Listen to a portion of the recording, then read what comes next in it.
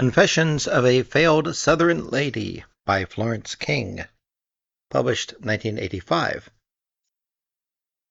Here is the book jacket. Quote, expecting Granny to stay away from an unformed blob of female material was like expecting a cobra to stay away from a flute, writes Florence King in her hilarious memoir of growing up in an extended Southern family. Her grandmother, a Virginia grande dame, whose dream of rearing a perfect Southern lady was shattered by Florence's mother, a chain-smoking, baseball-playing tomboy given to undeleted, unvarnished expletives, who married a bookish, British-born dance band musician, decides to take no chances with Florence, and moves uninvited into their home to turn her genteel guns on their newborn baby girl. As Granny's last best hope, Florence is brought up to be the image of the daughter's ideal of the Southern girl. But as Florence discovers, the crafting of a mere female into a star-strewn vicissitude is a bizarre process involving many curious rites and admonitions.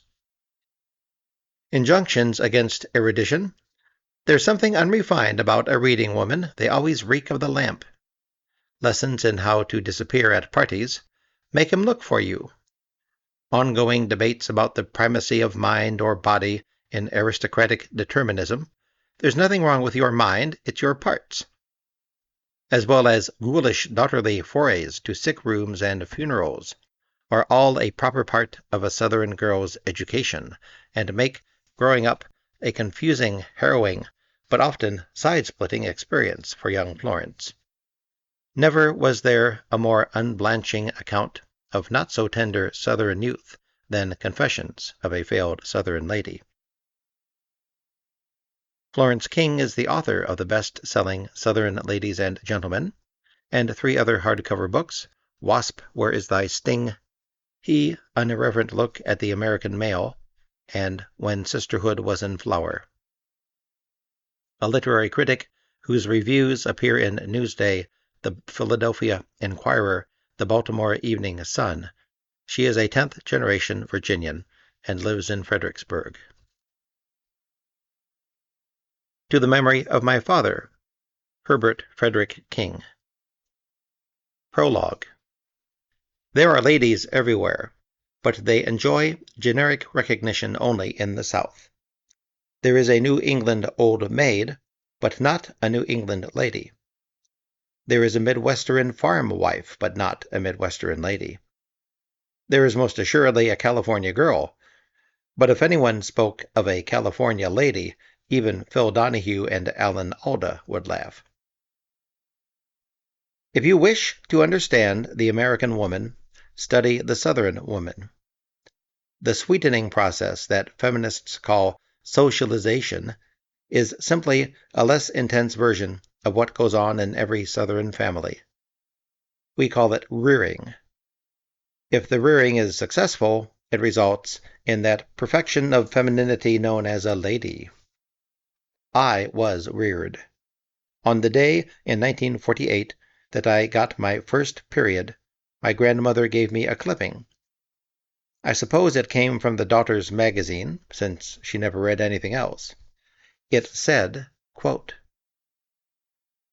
When God made the Southern woman, he summoned his angel messengers, and he commanded them to go through all the star-strewn vicissitudes of space and gather all there was of beauty, of brightness and sweetness, of enchantment and glamour. And when they returned and laid the golden harvest at his feet, he began, in their wondering presence, the work of fashioning the Southern girl. He wrought with the golden gleam of the stars, with the changing colors of the rainbow's hues, and the pallid silver of the moon. He wrought with the crimson that swoons in the rose's ruby heart, and the snow that gleams on the lily's petal. Then, glancing down deep into his own bosom, he took of the love that gleamed there like pearls beneath the sun-kissed waves of a summer sea, and thrilling that love into the form he had fashioned, all heaven veiled its face, for lo, he had wrought the Southern girl. End quote. That my mother referred to this paean as a crock of shit goes far to explain why Granny worked so hard at my rearing. She was a frustrated ladysmith, and I was her last chance.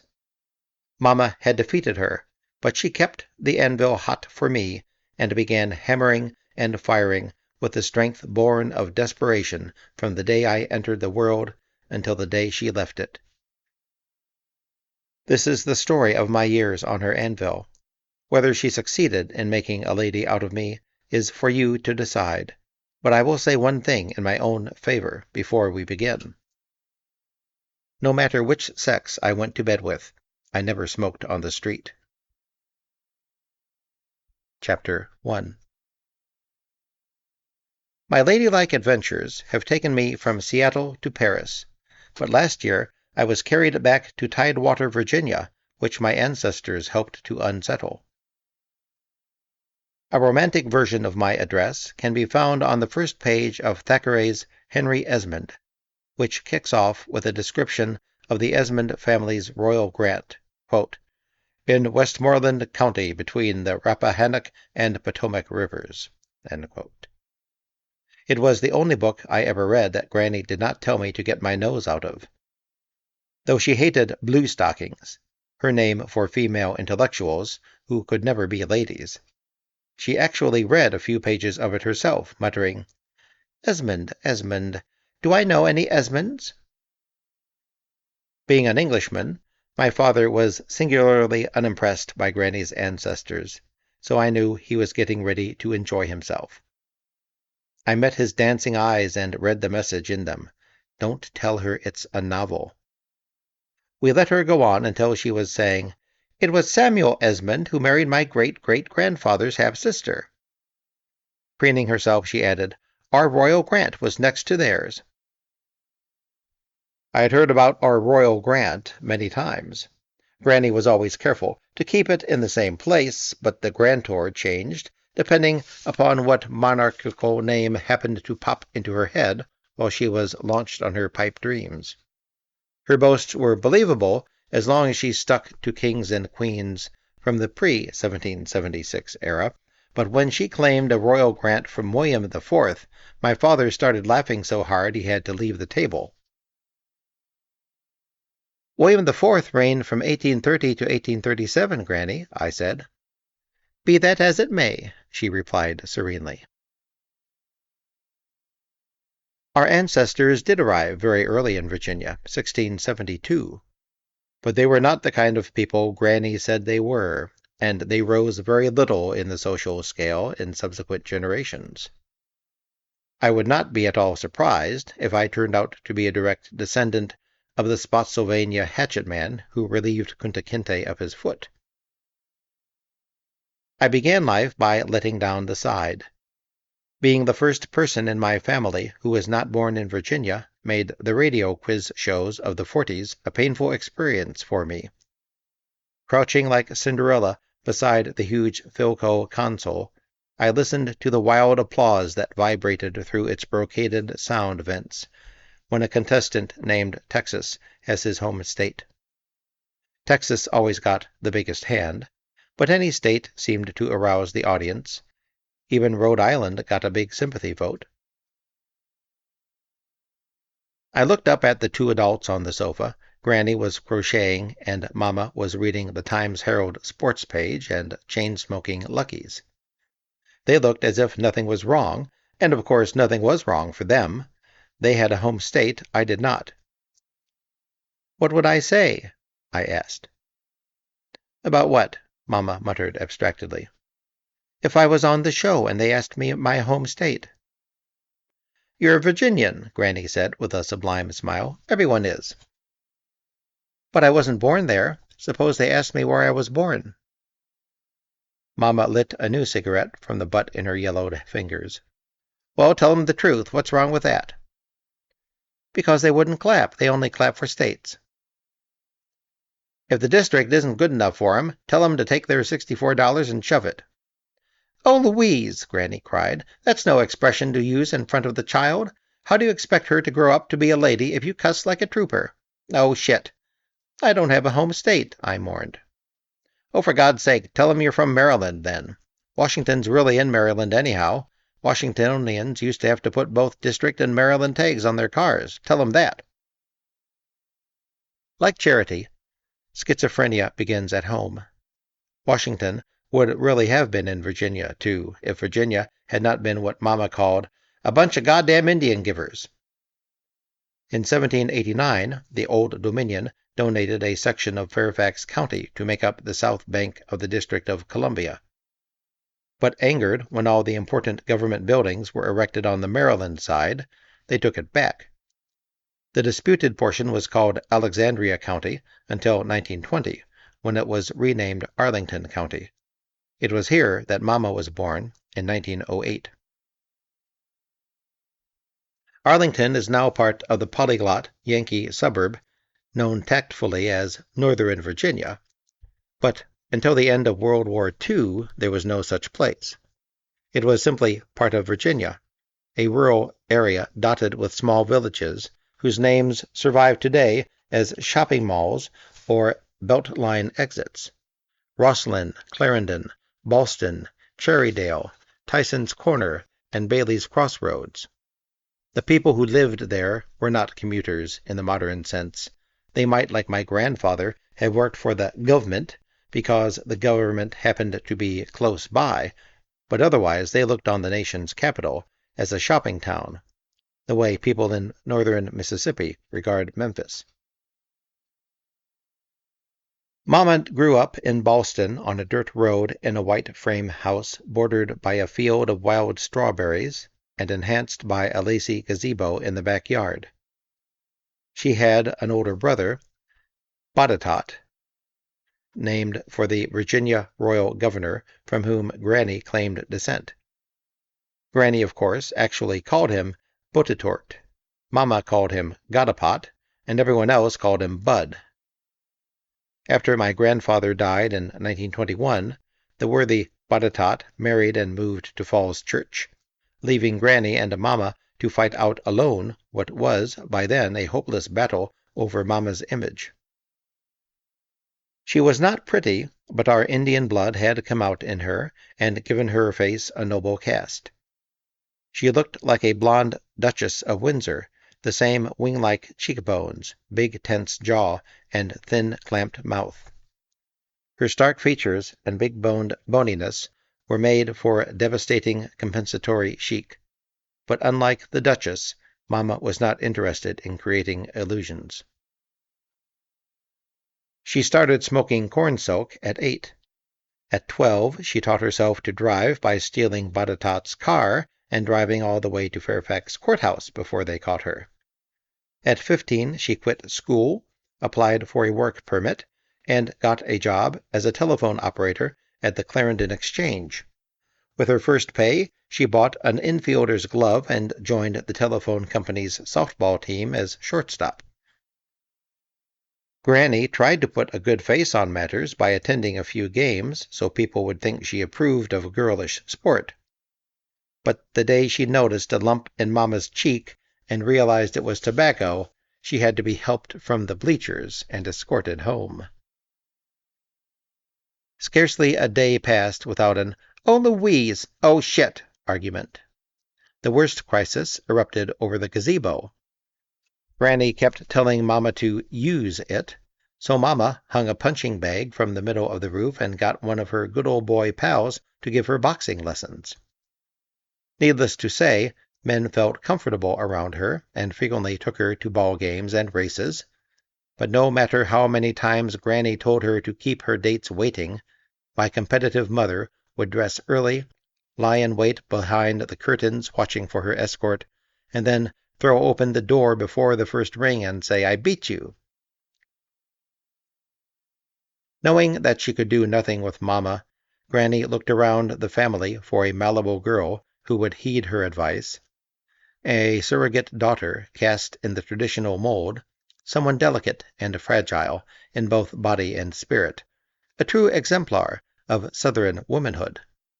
Someone, in other words, either sick or crazy. One of the joys of growing up Southern is listening to women argue about whether nervous breakdowns are more feminine than female trouble, or vice versa. They never put it quite that bluntly, but it is precisely what they are arguing about. These two afflictions are the sine qua non of female identity, and the Southern woman is not happy unless her family history manifests one or the other. Her preference is dictated by her own personality and physical type. Well-upholstered, energetic clubwomen usually opt for female trouble, while languid, fine-drawn aristocrats choose nervous breakdowns. Granny's next-door neighbor in Boston was Aunt Nana Fairbanks, who made a home for her niece, Evelyn Cunningham. Evelyn was the same age as Mama, but famed for a very different sort of double play. On the day she was supposed to be taken to the state mental hospital in Staunton, she had such bad cramps that she missed the ambulance. Here was an ornament to grace any family tree, so the two dowagers started fighting over her. Picture, if you will, Aunt Nana, née Cunningham, moving across her yard in her Mandarin glide to meet Granny, née Upton, who is moving across her yard in her Roman matron strut. They meet at a hole in the hedge like two opposing generals in a parley ground to discuss the prize booty both of them are determined to claim. "Evelyn is having a nervous breakdown," Aunt Nana said proudly. "All of the Cunninghams are high-strung." "Evelyn doesn't take after the Cunninghams," Granny replied. "It's the Upton womb that's causing those spells of hers." "I was in the middle of my nervous breakdown when I married Mr. Fairbanks," Aunt Nana recalled with a fond smile. "I was so run down I only weighed 90 pounds. He had to carry me around in his arms the whole first year." "When I married Mr. Redding, the doctor told him I might never be able to carry a child," Granny smiled. "I had a descending womb, it runs in the family, and it was just hanging by a thread. I couldn't sleep. I cried all the time, just like Evelyn." "I almost lost my mind," Aunt Nana reminisced. "Evelyn's mind is going. I can see all the signs." "You can just look at Evelyn and tell she's delicate down below," Granny sighed. "It's the Cunningham Tate. It's the Upton womb." Granny got the prize booty. One morning around 4 she was awakened by a violent pounding at the door. It was Evelyn, her blonde hair in rag curlers, and her peaches and cream complexion streaked with tears. "Aunt Laura, Aunt Nana says she's going to send me to the insane asylum again." "There's nothing wrong with your mind. It's your parts. Come in and have a glass of warm milk." Evelyn accepted and stayed 2 years. During this time, Granny had the malleable daughter of her dreams. Clay in the hands of a strong personality, Evelyn did everything she was told.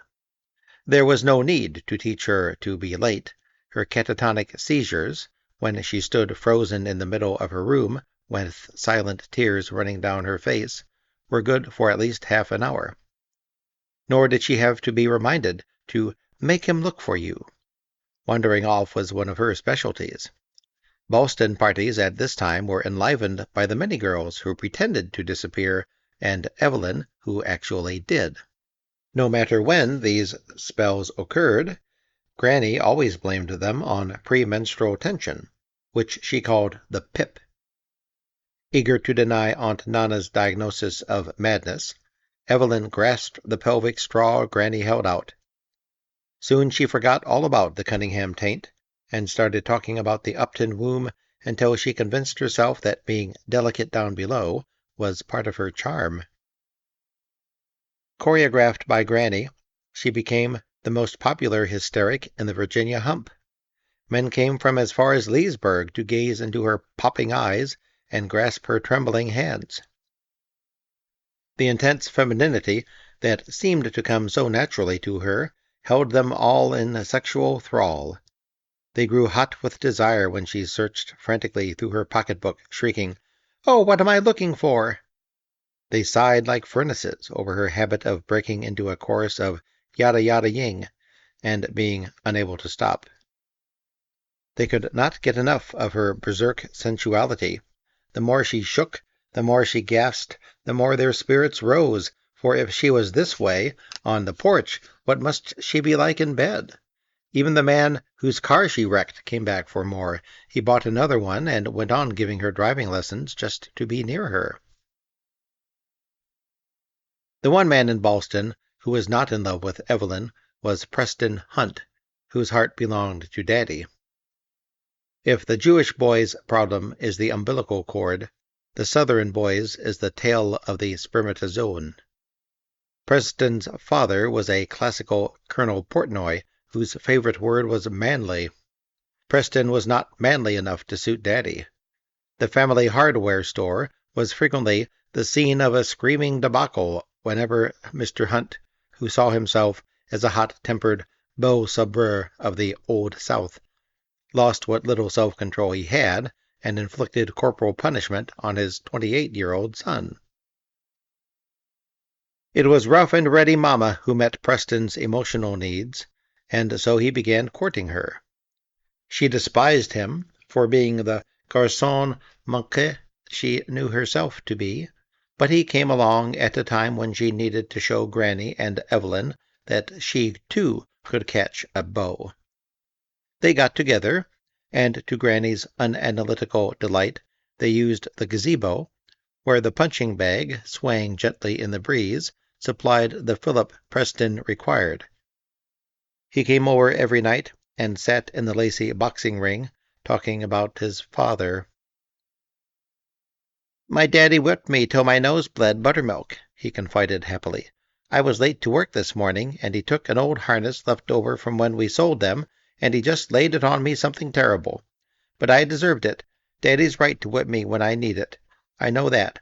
I don't mean to talk against him." His voice began to tremble. "You know that, don't you? I love Daddy. Did I sound to you like I was finding fault with him? Tell me the truth, Louise. Do you think I bad-mouthed Daddy just now?" "You're a sissy, Preston," Mama snarled in the azalea-scented night. "I hate sissies. If I were a man, you wouldn't catch me being a sissy. I hate you, Preston. Get out and don't come back." Naturally, he obeyed, but he always came back. He could not keep away from her. A few nights later, he would return, and they would sit in the moonlit gazebo and whisper another round of sweet nothings. "I'd like to kill you, Preston. I'd like to get in my car and run right over you. If I were a man, I'd wipe the floor with you. I'd knock you into the middle of next week. Stop doing your mouth that way. You know what I mean, twisting it down at the corner and making that squirty noise. Why are you sitting with your feet folded one over the other? You always sit like that. I hate the way you sit. I hate your feet." "I'm sorry, honey." "Shut up! Get out!" In the summer of 1933, he bought season boxed seats on the first base line at Griffith Stadium and took her to see the Senators play every weekend. As Mama expertly marked her scorecard and squinted through the smoke from her Lucky Strike greens, Preston gazed at her with plangent expectancy. But she was so intent on the game that she forgot to bully him. Unable to bear the torments of respite, he devised ways to get on her nerves, like eating his hot dogs from the middle, but it drew nothing more than an absent-minded, "Stop that, Preston." As the season wore on, he developed several new facial tics, squeezed his blackheads, and even tried wearing one black shoe and one brown one, but Mama was too engrossed in Lou Gehrig to notice. At any other time of the year, she would have threatened to cut off his feet and to throw them in his face, but not in summer. By the end of the baseball season, Preston was in an advanced state of anxiety. The situation came to a head the night he escorted Mama and Granny to a dinner dance given by the daughters, at which Granny was scheduled to play the Statue of Liberty in a patriotic tableau. It was a dressy affair that required all the things tomboys hate, like armpit-length white gloves, so Preston was counting on Mama to be in a bad mood. She was, but there was nothing she could do about it. The hall was crammed with daughters, and like all Southern girls in the presence of formidable dowagers, she was forced completely out of character. She could not very well bellow threats about running over him, while all the old ladies were telling her how sweet she looked. So the abasement Preston craved continued to elude him. He lasted through dinner, but finally the specter of a gentle mamma proved too much for him. Murmuring his excuses, he drifted away. Some moments later, when the dancing began, he was nowhere to be found. "Where's that nice boy?" bade one of the daughters, and it traveled around the herd. Soon the question was on every wrinkled lip as the dowagers rubber-necked the ballroom, speculating to each other and commiserating with mamma about what a shame it was that she had to miss the grand march. "I'll split his scalp open!" roared Mr. Hunt. But for once, Preston had anticipated his father's desires and beaten him, as it were, to the punch. He was found unconscious in a men's room stall, a shattered bourbon bottle beside him, his stiff white shirt front saturated with whiskey and blood. He had evidently slipped while chug-a-lugging and struck his head on the toilet seat. His scalp was split open. An ambulance came and took him to the hospital. "Do you want to go to him, Louise?" asked Granny. Her question turned on the daughters. Eyes burning with the morbid eroticism of old ladies, they urged Mamma to take up a vigil at Preston's bedside. "A sick man falls in love mighty fast," said one brightly. "Men don't care about hugging and kissing," said another. "They just want somebody to take care of them." "Catch a man when he's flat on his back and he's yours forever," advised a third. It was the penis-washing school of femininity. As Mamma tried to dream up an excuse they would swallow, a strange voice spoke. "I say, I found this on the men's room floor. It must have fallen out of that chap's pocket." Turning, she saw a tall, wiry man in his early 30s, with dark red hair the color of black cherries. There was a trombone mouthpiece sticking out of the breast pocket of his tuxedo. He held a cigarette case. "Oh, yes," said Granny. "That's Preston's. We'll keep it for him." He handed it to her, and was about to turn away, when one of the daughters gazed intently into his face and clawed at his sleeve with her brown-spotted hand. "Are you here tonight?" she asked. "Well, I believe so, madam." Her aigrette danced on her palsied head as she peered closer. "Have I seen you?" "That's for you to say, madam." "But I must know you," she quavered. "I've never met anyone I didn't know." "I'm in the band, madam. My name is Herbert King." "Oh, the band. Then you're not here." Her head shook harder as she cocked it in the direction of the ballroom and listened carefully. A look of alarm spread over her face. "Oh, but the band isn't playing," she cried readily. "We're on a break, madam." "What did you break? I declare this night is star-crossed." Before it could get worse, they were interrupted by ruffles and flourishes from the Ballston Fife and Drum Corps. "Oh, law!" Granny exclaimed. "It's time for the tableau. I've got to get into my costume." She and the other daughters bustled off. My parents were alone together. After a stealthy look around, Herb took a flask from his pocket and poured gin into Mamma's punch cup, then served himself a straight shot in the little silver cap. They stood sipping together on the edge of the ballroom as the patriotic tableau began. As the fifes struck up a shrill rendition of Columbia, the Gem of the Ocean, Granny sailed in, draped in cheesecloth and dignity, a tin-foil-wrapped flashlight in her left hand, and a hastily covered 1933 Sears catalog in the crook of her right arm. Raising the light on high, she began. "Give me your tard, your po." "Who's that old bat?" Herb whispered. "My mother." It was a bad start, but the gin helped. After the tableau, Mamma introduced him to Granny, and he offered to drive them home.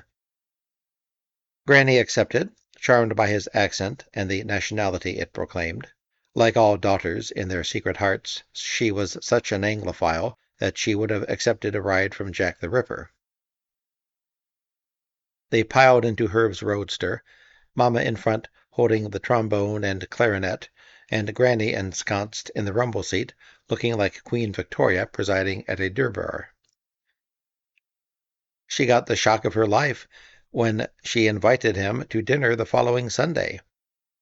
He knew nothing about his ancestors and seemed less than awestruck when she told him about hers. Alarmed, she showed him my grandfather's framed copy of the Lancashire Assize rolls of 1246, containing the name Griffin del Ruding, but all he did was smile politely. Gazing around at the documents and charts that lined the walls of her parlor, he said he felt as if he were in the British Museum. And Granny, whose idea of wit lay somewhere between blackface vaudeville and slippery banana peels, took it as a compliment. He did, however, expound on the subject of his immediate family, because it gave him a golden opportunity to pull Granny's leg. Arranging his face in a deadpan mask, he told her the sad tale of the Kings, his father a longshoreman on the Limehouse docks, crushed to death under the bale of machine parts, his mother dying of the drink in Whitechapel Hospital, his brother Harry fallen at Ypres and buried in Flanders fields. This much was true, but when he got to his sister, Daisy, he gilded the lily. She was a good sort, our Daisy was, but she ran afoul of a heartless seducer. Left her in the family way, he did. After that, she took to the streets. Every night she walked up and down, up and down, up and down. The poor child, Granny cried. Oh, no, Mum, she did quite well for herself. She had 50 yards between the station and the church. Evelyn fell madly in love with him at first sight. Used to effortless conquests, she simply sat down across from him, smiled her exaltée smile, and waited for him to turn to jelly. She met with herbish impassivity. Challenged by his unflagging disinterest, she started chasing him. When she learned that he liked to attend the National Geographic Society's Sunday night lectures, she got one of her devoted beaux to drive her into Washington so she could stalk her elusive prey. Herb entered the lobby and found her perched like an epileptic hummingbird on a stone flower urn. There was nothing to do but invite her to join him. Unfortunately, that night's offering was a slide lecture called Insects of South America. They went into the lecture hall and took seats on folding wooden chairs. Evelyn's poppy eyes widened. These are the kinds of chairs they have in funeral parlors, she whimpered. As the room filled up with entomologists, she looked around warily. These people depress me. They look like they're 130 if they're a day. She fidgeted and kicked her foot back and forth until the first slide came on. The Amazon beetle, intoned the lecturer. Oh, my Lord, why didn't somebody step on it instead of taking its picture? They ought to cut that old jungle down. I bet they brought back some bug eggs on those old pictures. I itch. Don't you itch? I swear something's crawling on me. When people go to these old foreign countries, they always find things in their clothes afterwards.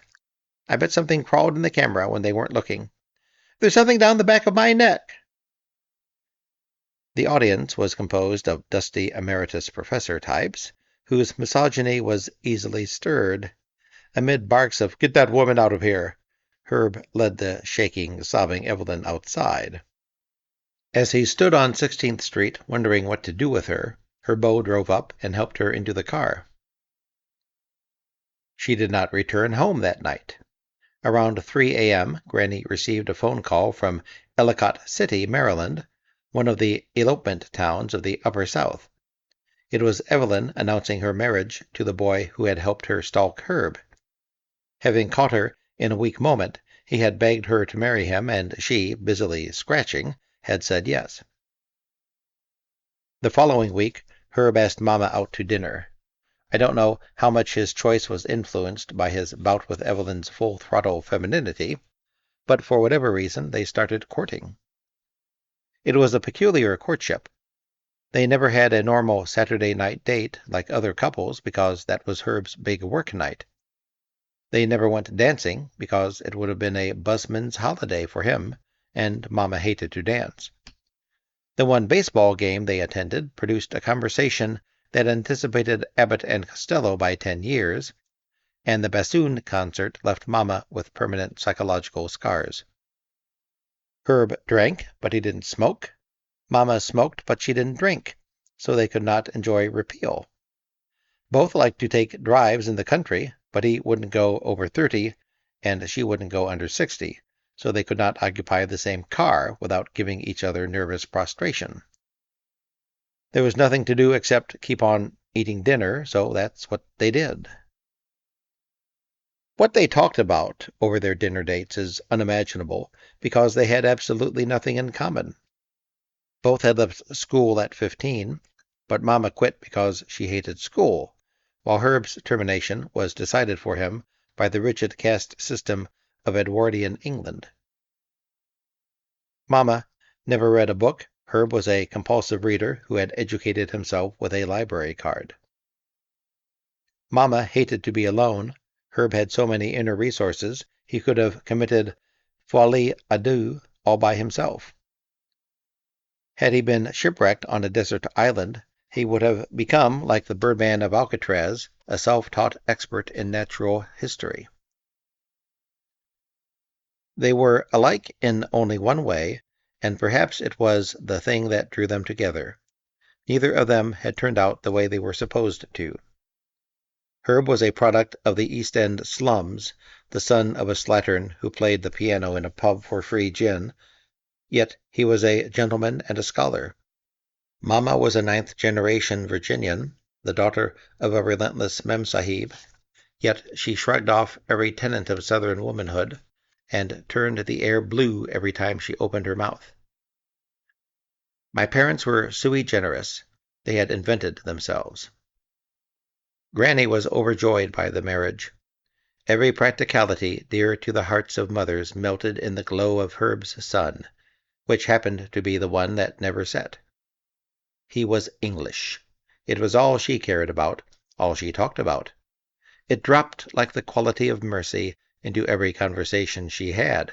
The butcher, the baker, the daughters, the dames, and the hobo who begged old clothes all heard about, "My son-in-law, he's English, you know." That Herb's freelance income varied, that he worked in an unstable and sometimes unsavory field, that he occasionally hired out as a bartender, that he would never have a pension, that he was in fact technically unemployed, mattered not. An Englishman was Granny's version of a doctor.